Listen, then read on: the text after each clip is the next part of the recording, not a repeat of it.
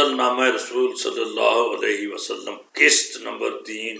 اعوذ باللہ من الشیطان الرجیم، بسم اللہ الرحمن الرحیم، نحمدہ و نصلی علی رسولہ الکریم۔ محترم ناظرین و حاضرین، السلام علیکم ورحمۃ اللہ وبرکاتہ۔ آج ہم عدل پر گفتگو کریں گے۔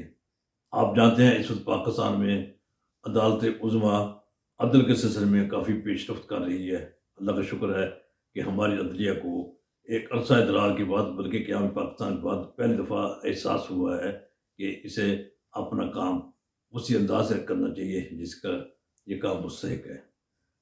عدل نامہ رسول صلی اللہ علیہ وسلم کے بارے میں نے کچھ شعری انداز میں کچھ مصرے لکھے ہیں جنہیں پاکستان بھر کے جو بڑے بڑے دانشور حضرات، شعراء حضرات، علماء اور بڑے بڑے دانشوروں نے انہیں پسند کیا ہے۔ وہ میری کتاب محسن عالمین میں شائع چکا ہے۔ وہ میں پانچ مصروں کی اس کو ہم مخمص کہہ سکتے ہیں، مخمص کی شکل میں پیش کروں گا۔ یہ تقریباً غالباً 35-36 کے قریب مخمصات ہو جائیں گی جو آپ کے سامنے پیش کی جائیں گی۔ امید ہے کہ آپ کو پسند آئیں گی۔ عدل و اسلام کا بنیادی تعلق ہے۔ اسلام کی بنیاد عدل پاری ہے۔ نبی صلی اللہ علیہ وسلم نے عدل کے بارے میں جو تعلیمات دی ہیں ان پر عمل کر کے بھی دکھایا ہے۔ بنیادی طور پر عدل کی بنیاد عدل کے 5 ارکان ہیں جنہیں شرعی اصطلاح میں مقاصد شریعہ کہا جاتا ہے۔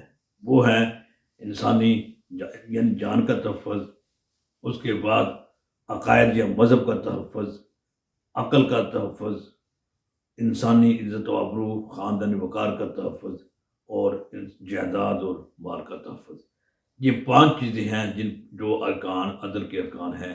ان کو سامنے رکھ کر ہی قانون سازی کی جائے تو عدل کا مقصد پورا ہوتا ہے۔ ہمیں دعا کرنی چاہیے کہ اللہ تعالیٰ ہمارے یعنی انتظامیہ کو، ہمارے پارلیمنٹ ہے ان کے اراکین کو، یا جو ایسے ادارے ہیں جو عدل کی اور قانون سازی کے کام کرتے ہیں، وہ ان بنیادوں پر اپنے فرائض منصبی سر انجام دینے کی کوشش کرے۔ میری سیرت النبی صلی اللہ علیہ وسلم پر تحریر شدہ کتاب محسن عالمین صلی اللہ علیہ وسلم میں عدل نامہ کا ایک حصہ ہے۔ اس عدل نامے میں ہم نے 5 مصروں کی مخمصات پیش کی ہیں۔